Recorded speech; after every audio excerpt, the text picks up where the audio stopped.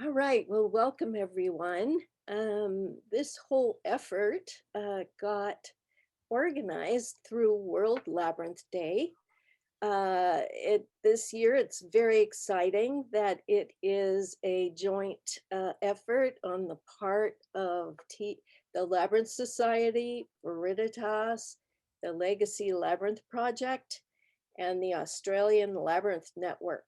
So it's quite wonderful that we've all come together to share a little, each of us making a contribution. And this was our contribution here, one of our contributions. So I am going to switch my plan and turn it over to Ellen to speak briefly about World Labyrinth Day before we go into COVID safe labyrinth walking. Well, thank you, Dawn, and thank you for Veriditas' contribution. It's been so fun I'm the chairman of World Labyrinth Day, and it's been so fun to have the collaboration and the energy during our meetings of all of us working together. I think, Dawn, you can confer that it's really exciting. It's great. And great things are happening. And everybody has been so generous with their efforts. So I hope you enjoyed today, because one of our plans was to do some free events to get people ready and to get excited for the day. If you haven't been to the new website, worldlabyrinthday.org, please go. It's beautiful. Thank you to Dee Clark, who's created it. There's so much information there, so many resources about the Big Connection, which is the humanities research project that's being conducted by Baylor University and the Legacy Labyrinth project that will be happening on World Labyrinth Day, World Labyrinth Day in schools, and then events for the actual day of World Labyrinth Day. So Linda, thank you so much for doing this for us. It's really necessary, and Sandra, for you guys teaming together to do this. It's necessary information that we all need to discuss before World Labyrinth Day.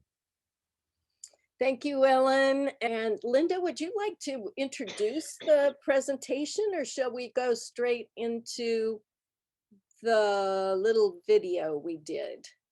I think just go straight into the video. Okay. Thank you.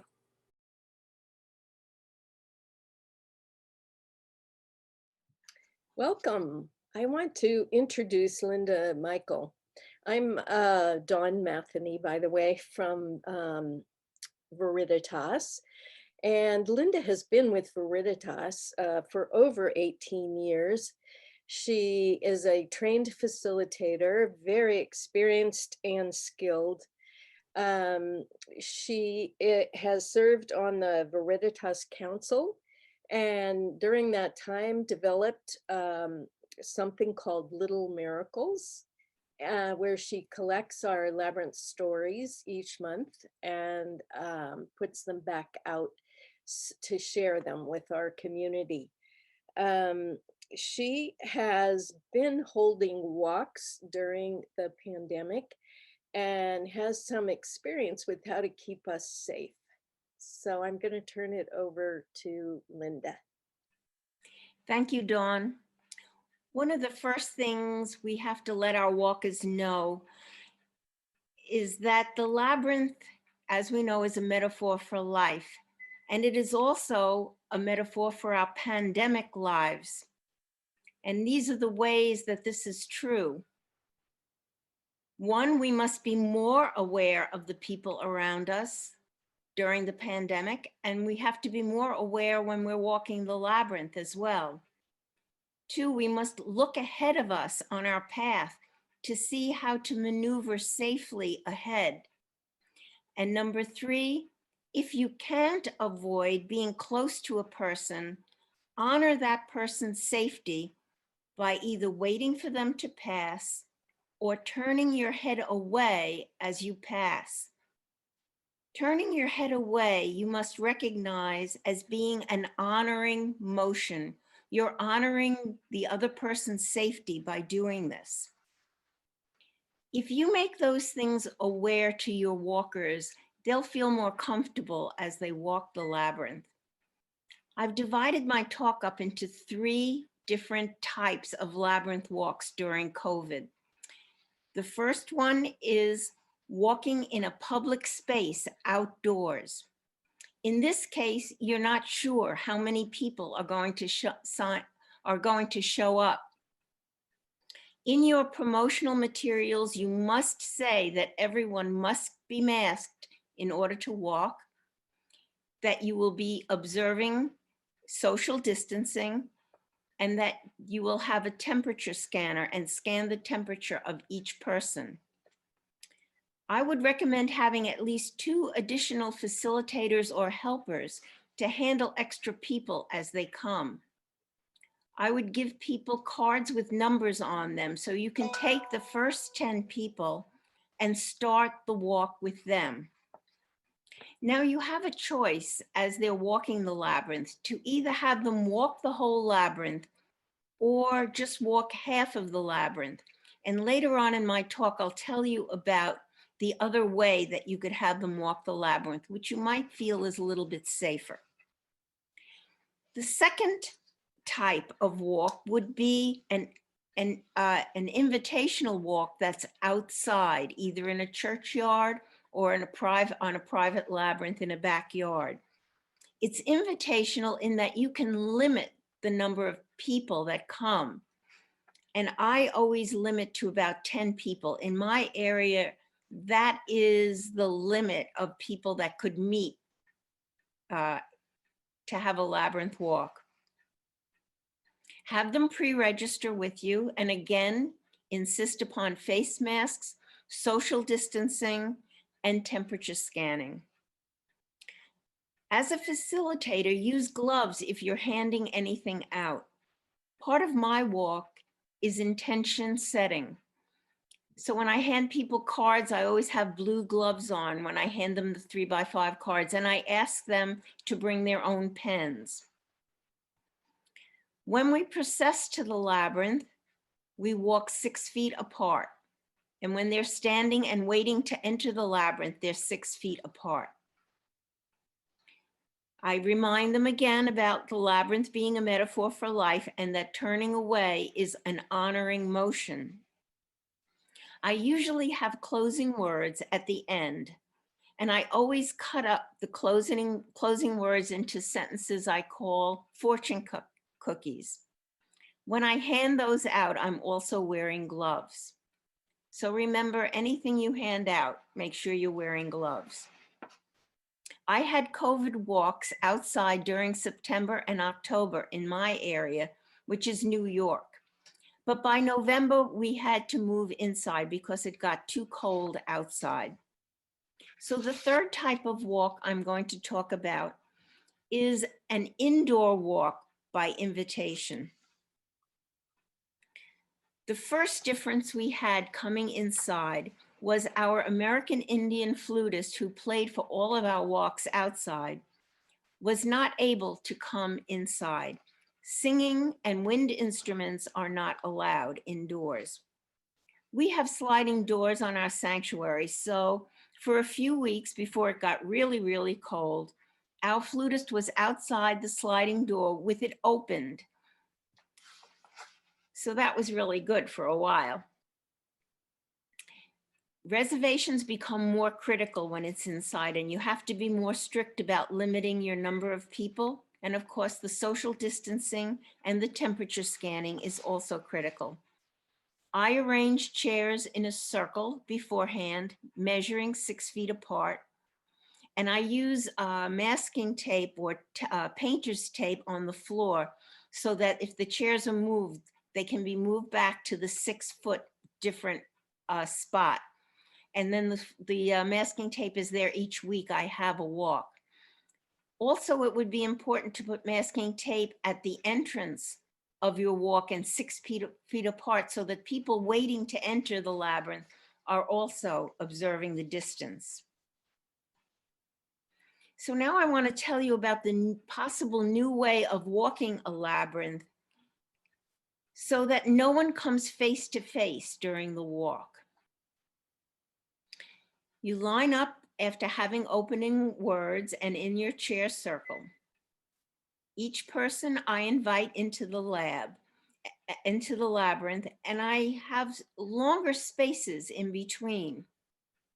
When the first person gets to the center, they are instructed to spend some time and then walk out directly to the rim of the labyrinth.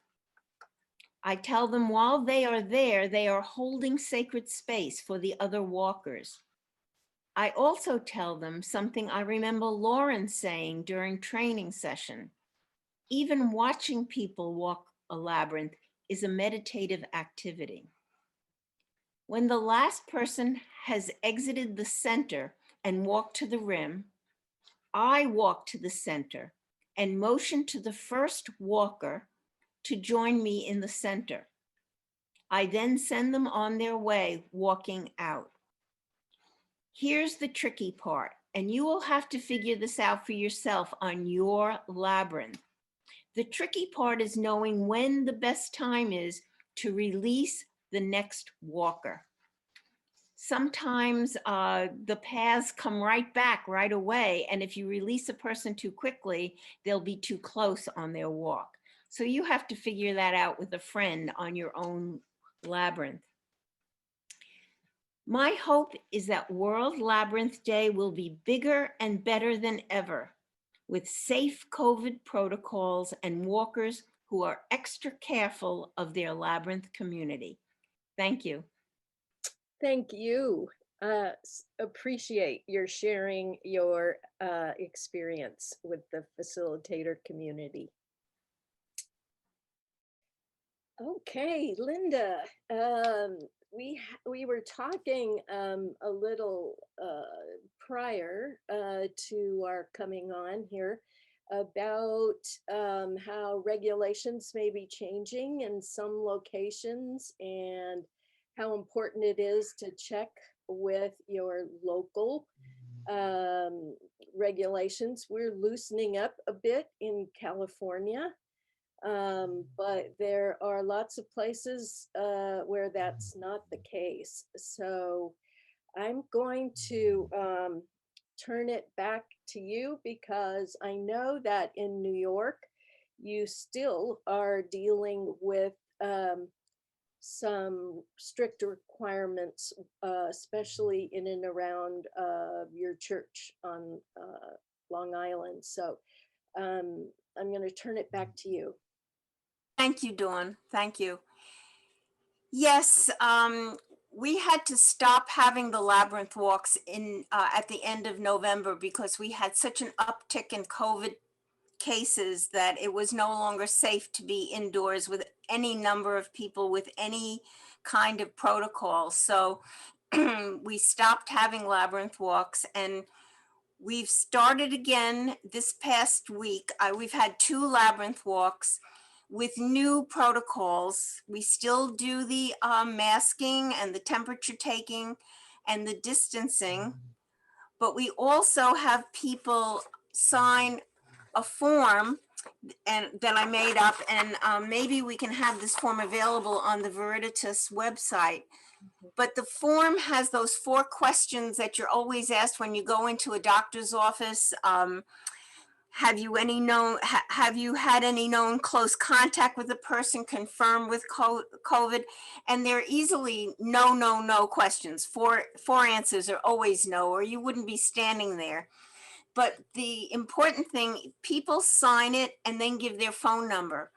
And then these papers are held at our fellowship so that if one person calls to say, I was exposed, then we know the people that were with that person that day, and we can call them for contact tracing, because the only way this is going to get better is if people know well in advance that they've been exposed so that they can quarantine themselves. So that's the latest restriction that we've had to add to our list of restrictions. But in my experience, the walkers are so excited to be back that they'll do just about anything to allow them to walk the labyrinth. So that hasn't been too bad a thing. Also, there are 2 posters that you might be interested about the temperature taken and about symptoms. These are on the Veriditas website, and you can print them up and have them for your walk as well. So I think that's all I have to say. I hope that we're going to see numbers drop in New York. They are beginning to drop, but the church that I belong to is being very, very conservative about having groups meet. So I was lucky to be able to have 10 people indoors. For World Labyrinth Day, I'm going to do 2 walks. I'm going to do one indoors with just 10, and then I'm going to do one outdoors with more people, but spacing over a period of time, just to get as many people as I can for World Labyrinth Day. So I'd be happy to answer any questions. I think Sandra's going to tell us about an idea that she has for walking a labyrinth that's a little bit different. So Sandra, do you want to start now?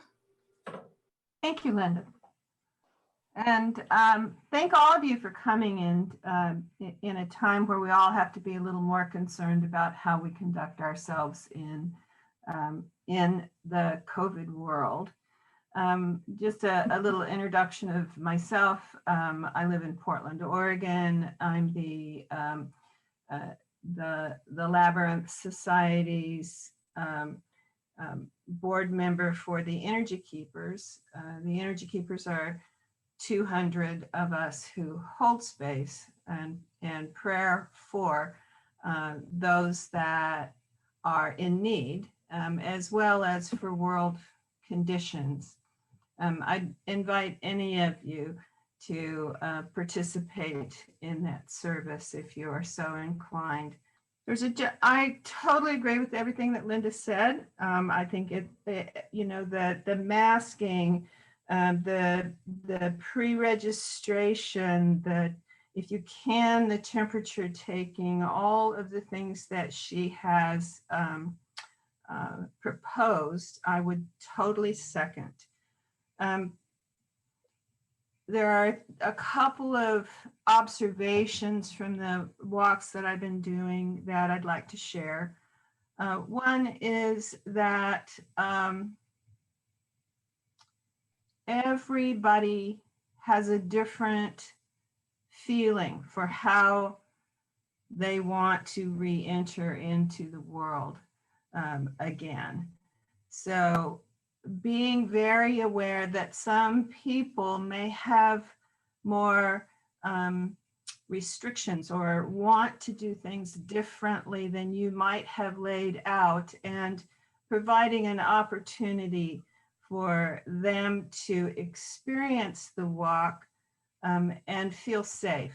So one of the things I might recommend is maybe if you're doing your pre-registration and you have the ability to do that, or you can send out emails to those that are coming, you might ask them if they would like to see anything particularly for their walk. Maybe they want to walk with nobody else around, or with no one else near them. Whatever it might be, I think just being aware of that's important. I think it's also important to do a pre-registration and to limit during a particular time frame anyone who would want to, the group that would want to walk.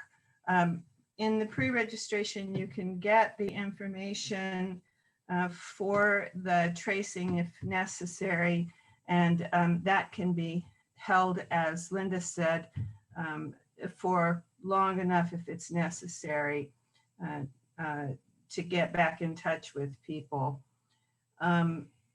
The pre-registration can also be divided, as Linda had talked about, into time slots, so that you might only have, if you have 2 hours, you might have 30-minute time slots where people sign up for the first, second, third, or fourth time slot of a half an hour, and you limit the number of people that come then, so they're not waiting so long if they choose not to.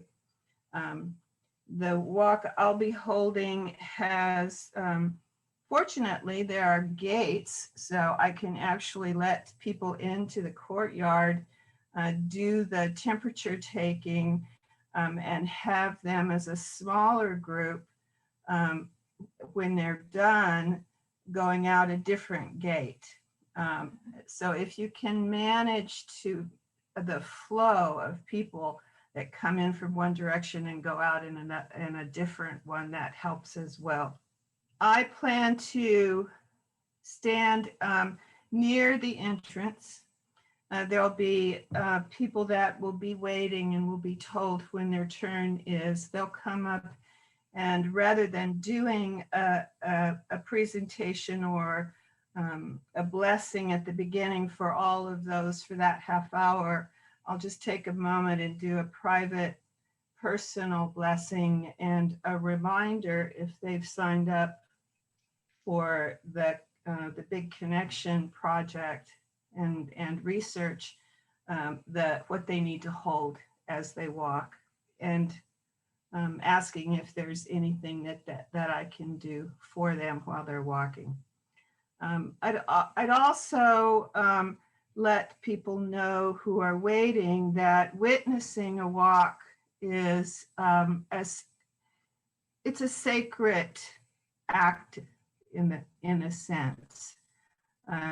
You're witnessing for them and holding space for them is a service that you can provide while you're waiting, and can be done at a distance. I would have also someone at the exit before people go out back into the world again, who is there to help people decompress or guide them to any services that they might need, or let them know they can go to one of the seats that will be very far away from the labyrinth if they want to stay for a while. I think just keeping in mind being of personal service and meeting people where they are is critically important in this time where everyone's trying to figure out how they're going to re-enter the world again. So I'm open for questions as well. Thank you, Sandra. Very, very helpful. The one conversation piece that Linda and I were taking up was the whole idea of vaccines and vaccination, and yet it in some places it actually may be illegal to ask that question based on HIPAA, the health regulations. That's federal, but for those of you outside of the United States, you may not have that problem. But there's controversy around whether it's okay to ask that or not, because certainly if you had a walk with all folks that were vaccinated, some of this might change a bit. But I just wanted to drop that in. Dawn, I'd like to just add one more thing as a point of interest, is that I think a lot of how you design what you're doing for World Labyrinth Day has to do with the exact labyrinth that you're using, calculations of how long it takes to walk. And one of the things that can help with that is if you know the size of your labyrinth and can figure out how many people can stand around the labyrinth 6 foot apart, that would give you an indication, along with whatever your state requirements are, of how many should be in any one particular group. As Linda was talking about, having people walk and then come to the center after they walked and walk out. You can also just have people walk into the center and then walk out and observe others walking as their second part of the walk. If you choose to do that, that's an alternative. Thank you. Thanks, Sandra. And at this point, I'd like to open to any questions anyone may have. We can certainly have Ellen tell us a little more about Big Connection. You know, Veriditas is also on that day at 1 o'clock Pacific time. Lauren will be holding a finger labyrinth walk, and you're all very welcome to that if you're not putting on your own outdoor or your own in-person labyrinth walk. Sandra will also be doing a finger labyrinth walk at 1 o'clock on the East Coast.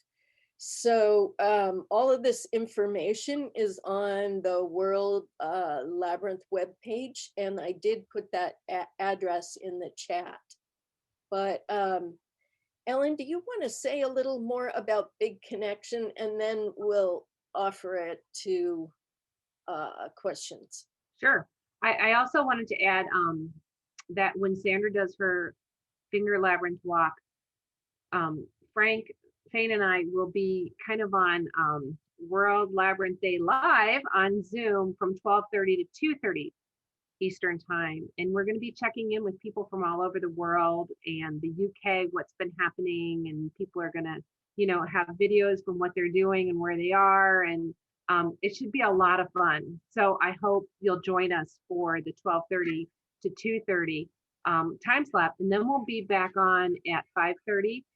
This is all Eastern time, from 5:30 to 7:30 with the same thing, checking in with the Big Connection, talking about what happened with World Labyrinth Day in schools. We'll check in with New Zealand and Australia and Hawaii, hopefully, and probably the West Coast. So if you can sign up for that, one registration on the World Labyrinth Day.org site will get you into both of those sessions, and you can come and go as you want. Hopefully you'll join Sandra or Lauren's walk if you don't have, if you, as Dawn said, if you haven't planned anything, come join our community.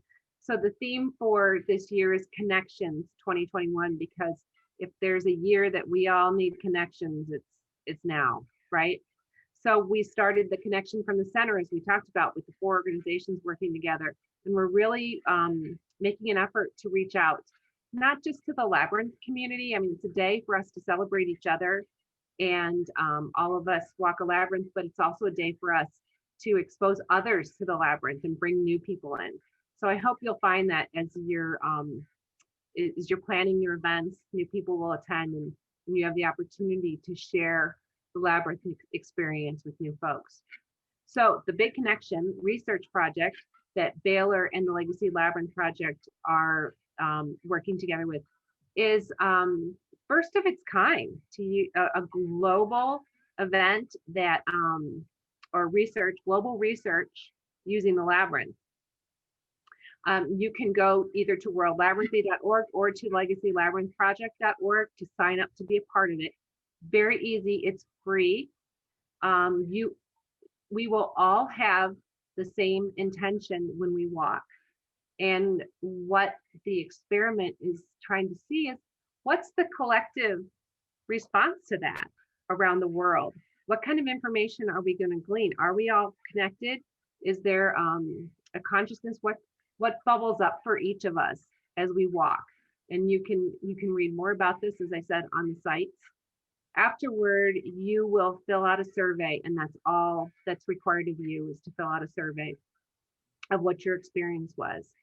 Very easy. We would so appreciate your participation. The more people we can have participate, the better our data will be. So I hope you will consider signing up.